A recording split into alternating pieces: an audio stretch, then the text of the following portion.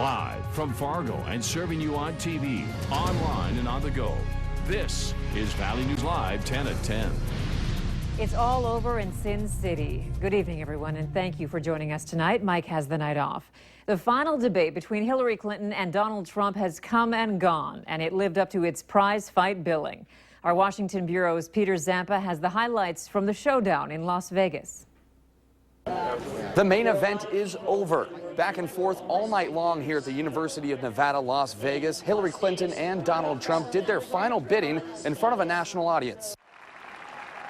Again, no handshake. Serious from the get-go. The discussion began with the Supreme Court, from the justice vacancy to important decisions surrounding the Second Amendment and abortion. This is one of the worst possible choices that any woman and her family has to make.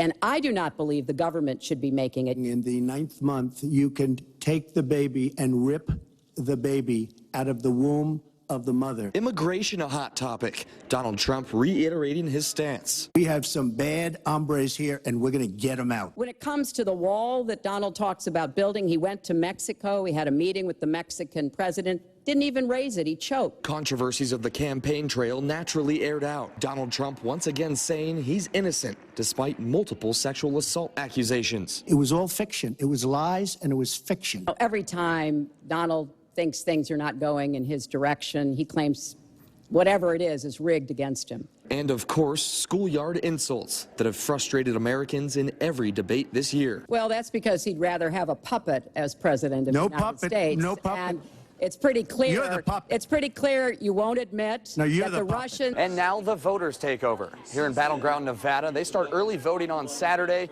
The question, which candidate left the best impression from this final showdown? Reporting in Las Vegas, I'm Peter Zampa.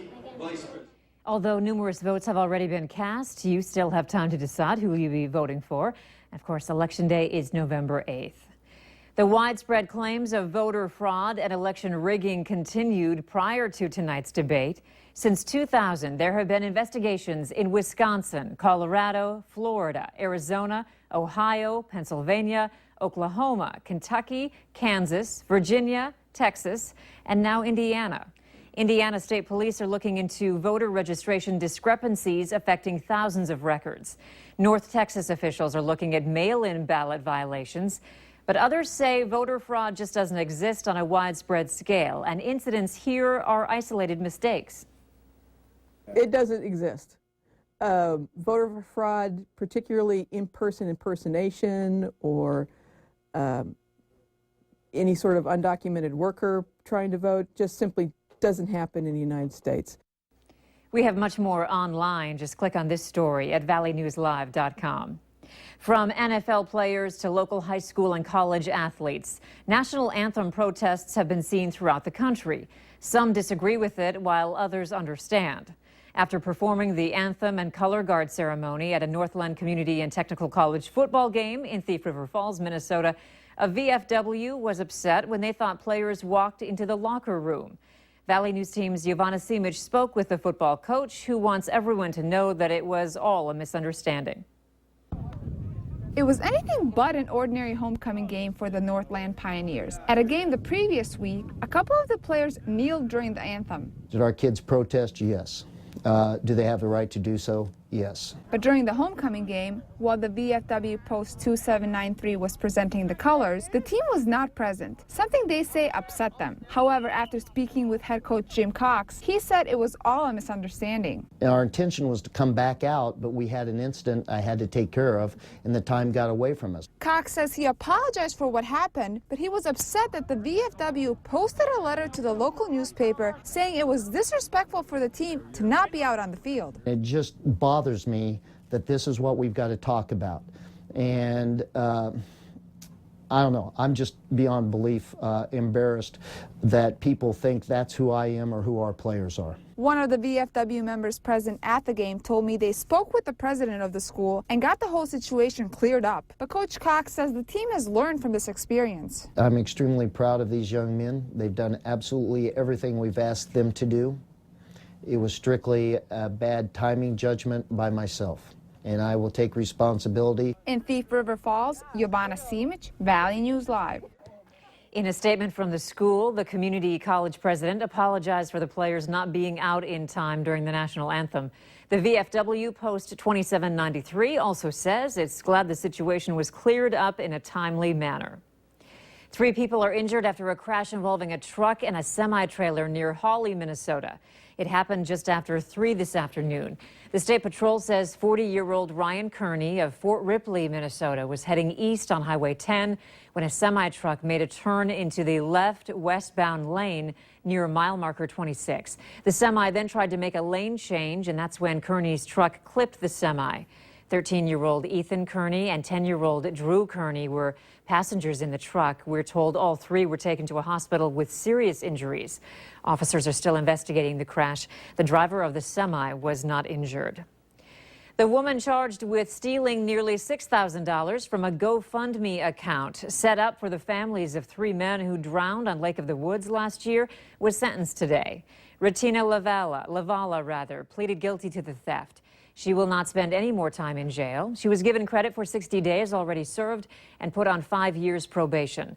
Lavala stole money from an account that raised over $27,000 for the families of those 3 boaters, again, who died on Lake of the Woods. A Fargo man has been sentenced to 41 years and 7 months for a shooting in Dilworth. 25-year-old Lloyd Johnson was found guilty of 6 counts of attempted murder at a Dilworth apartment complex. Johnson could get out of prison on parole after serving 27 years. Police say back in October, 4 to 5 people dressed in black and wearing masks came to the front door of the apartment complex and tried to break it down. Officials say no one was hurt, but several shots were fired at the people inside the apartment. Recently, iPhone users have reported a new hack to get their personal information through their iMessage accounts. Users would receive a message that their Apple ID is being used on another device. Once you click OK, which is the only option, your phone is flooded with messages in foreign languages. Apple says they haven't had many users complain about this problem, but they are looking to solve it. I know there's different apps and things out there that will help in remembering, but then again, you don't know if that's going to get hacked. So, yeah, it's definitely a concern. Apple says if your phone is hacked, the first thing you should do is change your Apple ID password and security questions, and then contact Apple support. Back in May, we told you about a Thief River Falls man with terminal cancer and how he rides motocross. Over the past few months, Jeff Birkeland sold T-shirts for $25, and a little motocrosser he knows from racing held a lemonade stand over the summer, raising over $300. Well, today, Jeff presented a check to the Roger Maris Cancer Center for $1,000 so they can help other people just like him. I was just at an appointment yesterday, and they said that, keep on doing what you're doing because you're outlasted what we thought you would. So that's what I guess we'll do. The summer motocross season may be over, but Birkeland looks forward to a new season of snowcross racing with his family and friends.